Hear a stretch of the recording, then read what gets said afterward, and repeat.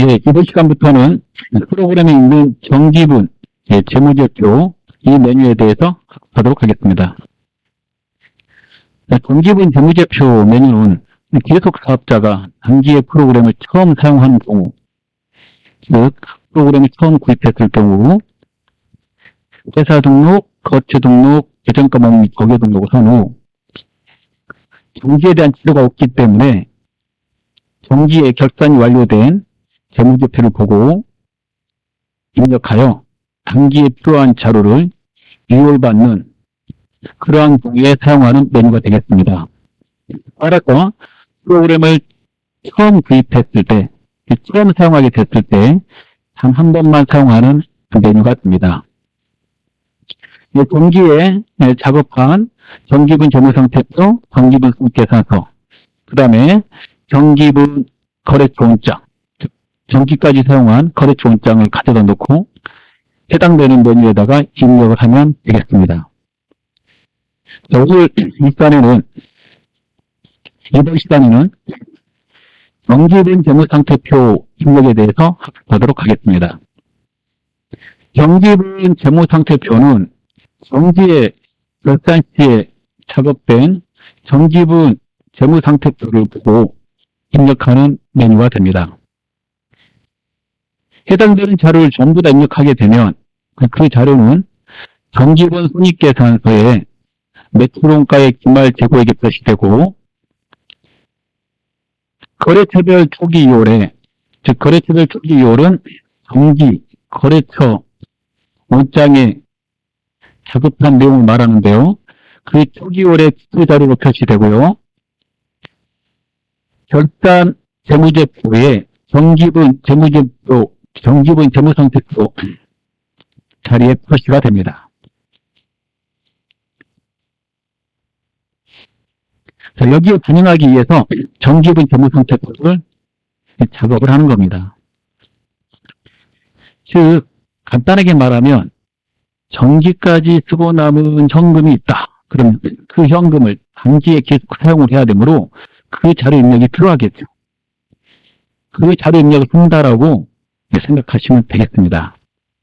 그리고 재고자산 중에 소매업은 상품이라는 계정을 사용하는데요. 기말에 사용하고 남은 상품이 있다. 그러면 이게 자산이므로 재무상태표에다가 집어넣게 되고 정기 거면 정기분 재무상태표에다가 집어넣게 됩니다. 즉 입력을 하게 되는 거죠. 그러면 이 프로그램에서는 정기분 손익계산서 작업을 할 때 손익계산서에 상품 매출원가라는 계정이 있는데 그 계정의 기말상품 재고액에 자료가 자동으로 넘어갑니다. 똑같은 내용의 데이터는 똑같이 넘어가서 작업을 또 편리하게 하는데 도움을 주고 있습니다. 그래서 프로그램을 단기에 구입을 해서 사용할 경우 정기까지 회사가 작업을 한 내용이 있다면 그 재무제표를 갖다 놓고 그리고 거래처 원장을 갖다 놓고 해당되는 메뉴에다가 입력을 해야 되는 거죠. 그 메뉴가 바로 정기분 재무제표가 되겠습니다. 프로그램 사용 시 정기분 재무제표 작업은요, 정기분 재무상태표부터 해야 되는데 그 이유는 정기분 재무상태표의 데이터가 정기분 손익계산서에 넘어갑니다. 소매업자는 상품이 여기 해당이 되는데요. 상품이 자동으로 반영이 됩니다. 그래서 정기분 재무상태표 입력을 해야 된다. 이런 뜻입니다. 자, 그러면 콘솔 잠깐 먼저 보도록 하겠습니다. 재무상태표는 계정식과 보고식 두 가지 중에서 하나를 택해서 작업할 수 있고요. 시험에는 계정식으로 나옵니다. 계정식이라 하면 우리 교재에 보면 출제 유형 해가지고 실력 달리기 문제가 있는데 다음과 같은 형식으로 되어 있는 걸 말합니다. 왼쪽 부분에 자산이 있고요. 왼쪽 부분에 자산이 있고 오른쪽 부분에 부채하고 자본이 있는 겁니다. 이렇게 되어 있는 것을 계정식이라고 그러죠. 왼쪽 부분을 사변이라고 그러고 오른쪽 부분을 부채 자본이라고 그러는데, 자산의 잔액은 차변에 남고, 부채 자본의 잔액은 그대로 남으므로, 해당되는 그 보고서를, 재무상태표를 작업을 할 때, 계정식으로 작업할 때는 그 잔액을 자산은 차변에, 자산의 잔액이 차변에 남으니까, 부채 자본의 잔액은 대변에 기입하는 방식으로 작성을 합니다. 또 하나의 보고서인 플랫식이 있습니다. 플랫식은 자산, 부채, 자본을 갖다가 위에서 아래로 쭉 순서대로 기입하는 방식입니다. 원래 재무상태표는 지금 화면에 보이는 대로 정기과하고 단기과 두 개를 동시에 작성하도록 권장하고 있고요. 이를 비교식이라고 그럽니다. 시험에는 작년에 비교식으로 정기분 재무상태표를 작성했다. 그러면 단기가 2018년이라면 작년이 2017년이 되겠죠. 그럼 작년에 2010년 입장에서는 단기 자료가 여기였을 거예요. 거기에 있는 데이터를 보고 입력을 하시면 되겠고요. 금액을 쓰는 자리가 두 자리로 이렇게 되어 있습니다. 자, 그래서 그렇게 되었다는 걸 알고요.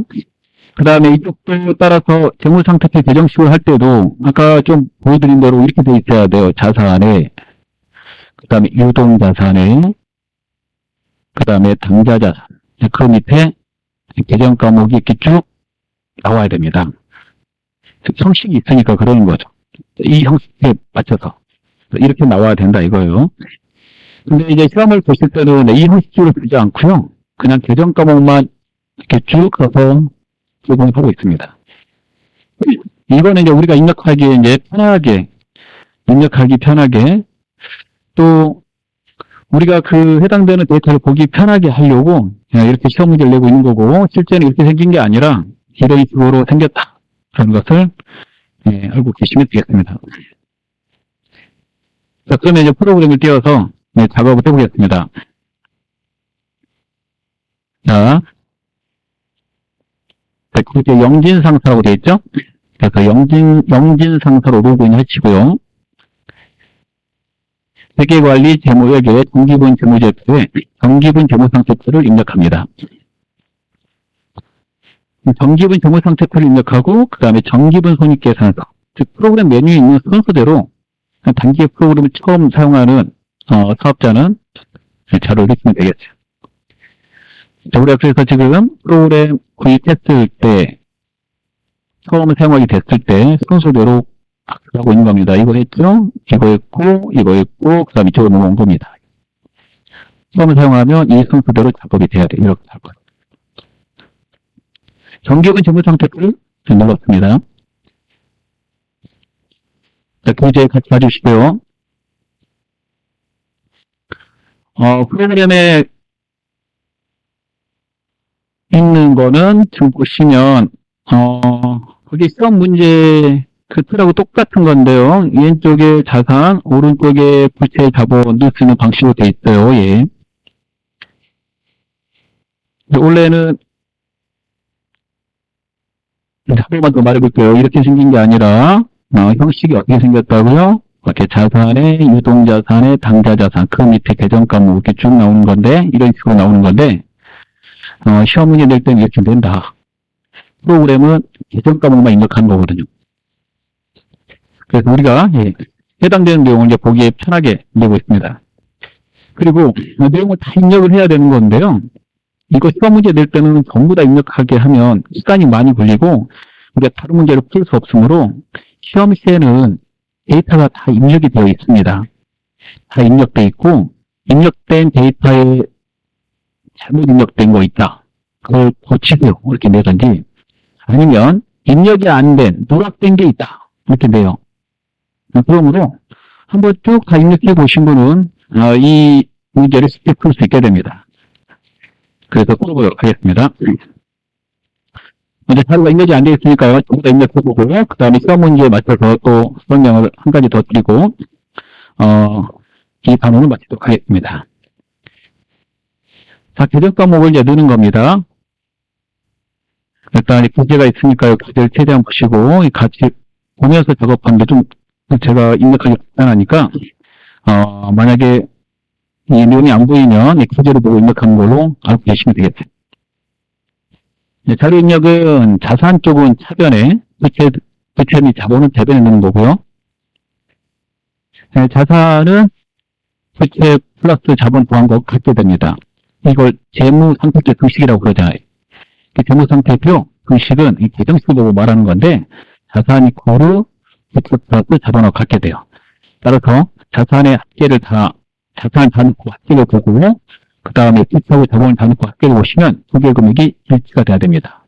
이 두 개 금액이 일치되면 차익이 없다고 나오고요. 만약에 이 자리에 빨간색이 나오면 입력을 잘못하신 겁니다. 저는 코드 자리에서 여쭤보겠습니다. 코드 자리에 번호를 알면 우리가 계정가명이 정기 등록에서 그 코드 봤죠? 그 번호를 쓰는 거예요. 예를 들어서 현금은 101번이었어요. 그렇게 되면 빨리 입력할 수 있습니다. 일단 거래는 계정가목을 사용해서 낼 것이므로 번호를 알아도 있으면 좋아요. 번호가 처음에는 잘 안 되니까 처음에 어떻게 하냐면 글자를 칩니다. 이렇게 현금 이렇게 해서 넣으셔도 됩니다. 그래서 현금액이 들어가요. 또 한 가지 방법은 이 자리에다 현금 쓰는 게 처음 학습자한테 제일 좋은데, 또 다른 방법은 한글을 갖다 여기다 직접 듣지 않고 F2를 누르고 켜는 방법도 있습니다. F2를 딱 누르면 이 계정 코드 본체이 뜨는데 여기다가 입력하고자 하는 계정 과목의 이름을 쓰면 돼요. 보통 두 글자를 사용합니다. 금액을 넣을 때요. 금액을 넣으실 때 동그라미 3개 나온 거죠. 이걸 천단이라고 그러는데, 이 동그라미 3개 빨리 입력할 수 있도록 키보드 오른쪽에 보면 킵패드가 있는데, 이거 플러스키를 사용하면은 3개씩 나옵니다. 그래서 빨리 입력할 수 있어요. 제가 한번 입력을 해보겠습니다. 2,197만 원이죠. 여기까지 하면 21,970 넣고요. 자료 2,197만 원인데 동그라미 3개잖아요. 이때는 플러스를 눌러야 그러면 3개가 나옵니다. 물론 000 써도 되지만 그렇게 하면 이 프로그램에 만든 의도가 좀 퇴색되고, 일단 다 넣을게요. 그 다음에 당좌예금이죠. 자, 번호를 못 넣었다 그러면 이렇게 당좌라고 하고 밑을 빨라요. 엔터를 칩니다. 그리고 1650인데 16500하고 동그라미 3개 있으니까 이 플러스 같이 하시면 돼요. 그래서 여기에서 코드, 즉 번호를 넣든지 아니면 한글로 글자를 쓰든지, 그러지 않으면 F2 눌러서 또 한글 글자를 쓰든지, 이 세 가지 중에서 여러분이 하나 하면 되겠습니다. 끝까지 넣는 거고요. 끝까지 넣으실 때 주의할 점이 있어요. 자, 이 부분이거든요. 여기 한번 체크 한번 쓰시고, 이거 하나, 그 다음에 이거 하나. 이 부분에 좀 체크를 해주시고, 입력을 했을 건데 지금 2개 넣었잖아요. 금액을 쓰는 자리가 2자리로 구성되어 있습니다. 근데 프로그램에 금액 넣는 자리가 한 자리죠.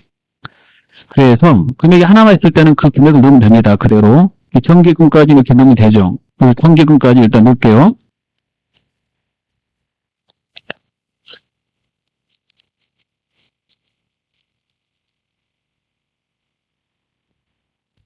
금액은 5 플러스 이렇게 넣으면 빠릅니다. 연기예금은 7 플러스 700만 원. 그 다음에 제가 좀 멈췄어요. 이것 때문에 그렇습니다. 이쪽을 잘 보니까 일단 대손 충당금에 좀 하셨죠? 대손 충당금은 대손에 대비해서 회사가 결산 시에 만들어 놓은 돈입니다. 대손이라 하면 거래처 파산으로 받아야 될 돈을 받을 수 없을 때 대손이라고 한다고 그랬죠. 자, 외상매출금 금액이 오른쪽에 있지 않고 왼쪽에 있습니다. 이렇게 왼쪽에 되어 있어요. 금액라인 두고 오시는데, 그럼 이게 무슨 뜻인지 알아야 되겠죠.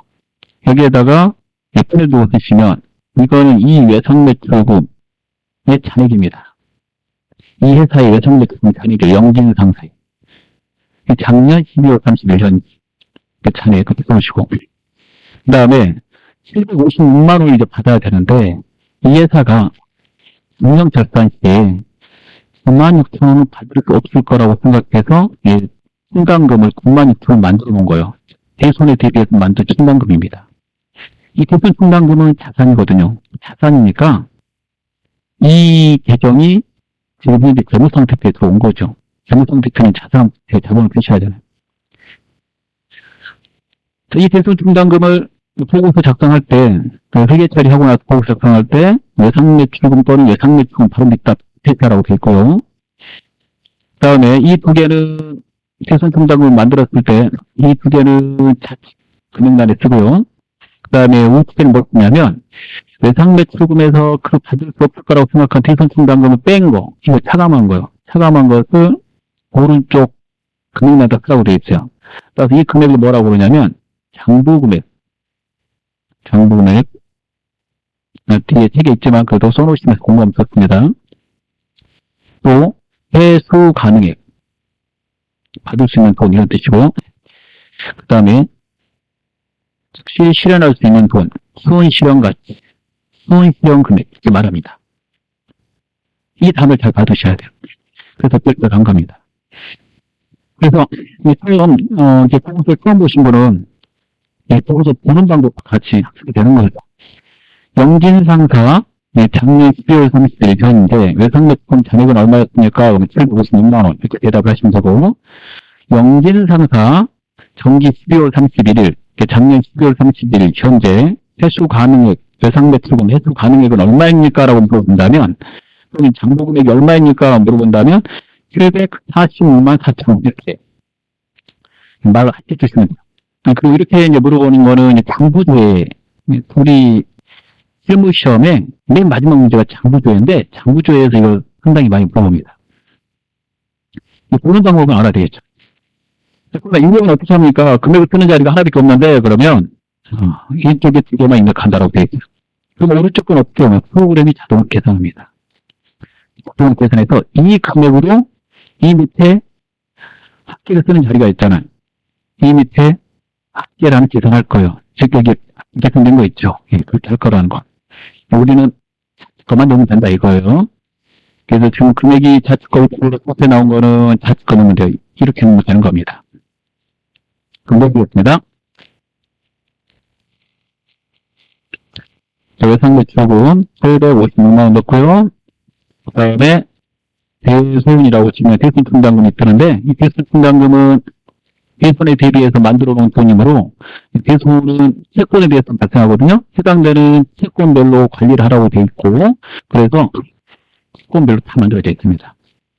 예전에 프로그램이 없을 때는 일일이 앞에다 단서를 붙였죠. 외상매출금, 대손충당금, 받으러 온 대손충당금을 붙였다고요. 대손충당금 어느 계정권인지 모르니까. 근데 프로그램이 나오면서부터 이 프로그램에서는 이 코드 번호로 해당되는 채권의 대손충당금을 관리를 해요. 이 코드로. 그래서 외상매출금 꼭 고르고 싶다 그러면 참고로 보시고 외상매출금 꼭 고르시면 돼요. 참고로 보기 싫다 그러면 그 다음 번호입니다. 그 아래 번호거든요. 즉 108번에 그 다음 번호가 109번이죠. 이렇게요. 그래서 109를 쓰셔도 돼요. 좀 알아두시면 좋습니다. 이렇게 입력해요.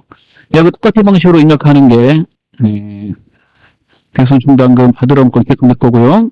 밑에 이런 또 하나 더 있어요. 그래서 그렇게 하라는 거 여기 차용 방법. 그래서 여기 상품까지 일단 넣고 또 한번 설명드리도록 하겠습니다.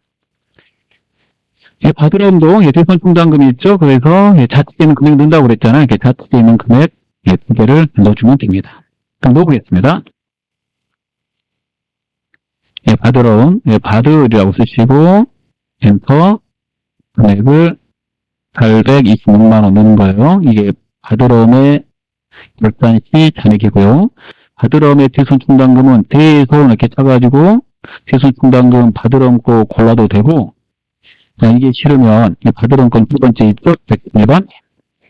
그 다음 번호, 즉, 번에 그 다음, 그 아래 번호 110번이 이렇게 넣으셔도 됩니다. 그럼 조금 빨리 입력할 수 있어요. 65,000원이죠. 그 다음에 819만 5천 원 입력하는 게 아니고 이 금액으로 프로그램 계산해서 자동으로 어떻게 한다고 그랬어요? 밑에 합계가 나오게 된다 그랬어요. 받으러의 장부금액 회수 가능액은 얼마입니까? 그러면 819만 5천 원 말하면 됩니다. 그 다음에 상품을 넣어보겠습니다. 상품이라고 치시고 2천만 원 20 플러스 그 다음에 차량 운반구가 나오죠. 이건 유형자산입니다. 유형자산은 매년 사용하면서 감가상각을 하는 자산일 경우에 그 감가상각 누계액에다가 매년 상각하는 감가상각비를 누계하라고 되어 있습니다. 즉, 계속 합산하는 것. 그래서 거기서 이렇게 썼어요. 이게 지금 자산계정이거든요. 이 감가상각 누계액은 해당되는 유형 자산을 차감할 때 사용하는 자산계정입니다.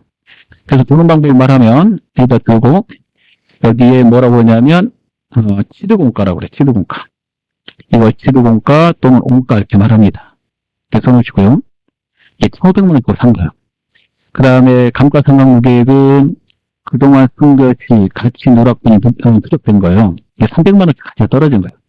그걸 떼가지고 여기다 쓴 거예요. 이 금액을 뭐라고 그러냐면 장부 금액이라고 그래요.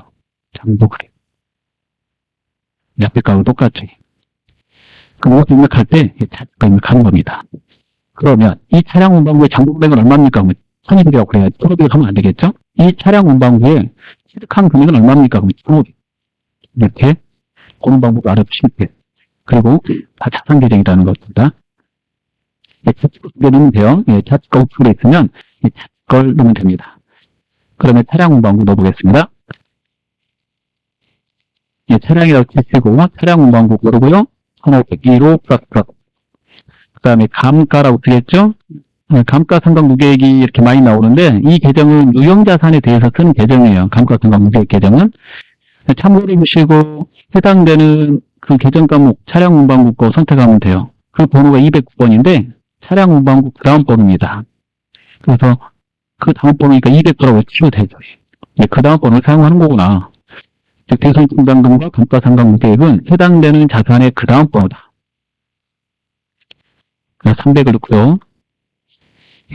또 부품도 있으니까 똑같은 방법 해보겠습니다. B품이라고 치시고 그 다음에 540. 그 다음에 B품의 감가상각 누계액은 그 다음 번호를 넣고 싶으면 213번 넣고 61만 9천원. 그 다음에 임차보증금이 있죠? 임차라고 쓰고 임차보증금 고르고 48만원. 이렇게 다 넣었더니 합계 금액이 밑에 보이죠? 보세요. 오른쪽 걸로 다 계산해서 일렉트라는 것을 알 수가 있습니다. 이 금액이잖아요. 오른쪽 거 다 자동 계산했죠. 그래서 그렇게 하시면 되겠어요. 그 다음에 설치하고 자본은 오른쪽에다 넣는 거거든요. 그래서 이제 유동부채 부채 되는 거예요. 부채, 유동부채 밑에 외상모의크 느낌에서 가는 건데, 시험 문제 나올 때 이렇게 나오니까, 우리가 입력하기에는 이제 편할 겁니다. 부채도 나오게 된다면, 이렇게 부채 밑에, 유동부채 밑에 이렇게 써나가는 거예요. 이거 보고 이름만 탁 프로그램을 구입해서 입력하는 거죠. 이 계정값을 만들면 되니까, 시험에서 우리가 입력하기 편하게, 문제가 나와요. 자, 그럼 넣어보겠습니다. 외상매입금부터 자본금까지 한꺼번에 쭉 넣으시면 돼요.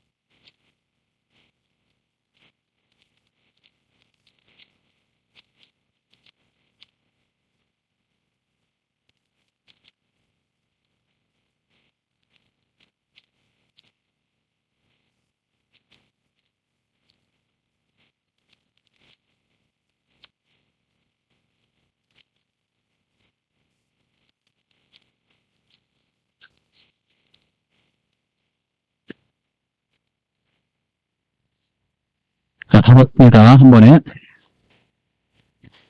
다 넣고 그 결과물을 보면요. 당연히 자산의 크기하고 같아야 되죠. 이렇게 같게 돼 있고 우리가 넣은 것도 같습니다. 보세요. 우리가 일치돼. 그래서 차익이 없습니다. 여러분이 잘못 입력하셨으면 이제 차익이 생겨요. 프로그램에서 좀 확인하기 편하도록 하기 위해서 오른쪽에 보고서 있는 순서대로 해서 이렇게 쭉 써져 있어요. 이렇게 보면은 보기 편하죠. 이렇게 해서 보기 편하게 잘 되어 있습니다. 자, 그러면 시험 볼 때 좀 한번 보겠습니다. 시험 문제는 이렇게 다 넣어라 안 된다고 그랬죠? 어떻게 하냐면, 미리 다 넣어놓고, 시간이 오래 걸리니까, 잘못 입력된 건 고치고, 누락된 거는 추가로 입력하셨겠네요. 그럼 잘못 입력된 거 고쳐라, 그러면 예를 들어서, 단기 차입금을 500만 원만 넣어놔요. 600이잖아요. 그러면 가서 이렇게 숫자를 고치시면 돼요. 그 다음에 누락된 거 빼먹은 거죠. 예를 들어서, 외상 매출금의 개선 충당금이 96,000원이거든요. 이걸 입력이 안 됐을 때, 그럼 우리가 이 자산이니까 바로 밑에 핑크가 나는 겁니다. 한번 제가 삭제하고 넣어볼게요. 삭제했습니다. 이렇게 되어 있는 거죠. 쭉 봤더니 외상 매출금의 대손 충당금이 입력이 안 돼 있는 거예요. 그래서 이거 빼먹었네? 그러고 이제 찾아낸 거죠. 그럼 이거 어디다 넣습니까? 그러면 여기 외상 매출금 바로 밑에다가 삽입하는 기능이 없어요. 그래서 없어서 맨 밑에 이 자산이라면 자산 맨 밑에 핑크가 나는 거예요. 그래서 여기에다 대손이라고 쓰셔서 외상 매출금 걸 골라가지고 금액을 합니다. 금액은 96,000원이죠. 이렇게. 자, 그리고 이거 외상 매출금 바로 밑에 가게 하고 싶어요라고 그러면 이렇게 랩을 둬도 아무 상관이 없어요. 왜 그러냐면 프로그램 이 창을 껐다 켜면은 자동으로 코드순, 이 번호수로 정렬돼요. 오른편순 정렬. 낮은 번호수 나옵니다. 근데 껐다 켜기 싫다. 그런다면 상단에 이걸 누르면 돼요. 조회라고 되어 있죠. 단축키가 F10입니다. 예. 한번 눌러볼게요. 예, 탁 눌렀더니 외상 매출금 그 다음 번호로 갔죠. 이거 100번이니까. 이렇게 하면 문제 풀이신데 지장 없고요. 자료를 입력하는데 지장이 없을 것입니다. 이렇게 시험에 나온다는 거 알아두시고 연습하시면 되겠습니다. 이 연습은 뒤에 기출 문제로 하시면 좋습니다. 이번 시간 여기까지 하도록 하겠습니다. 감사합니다.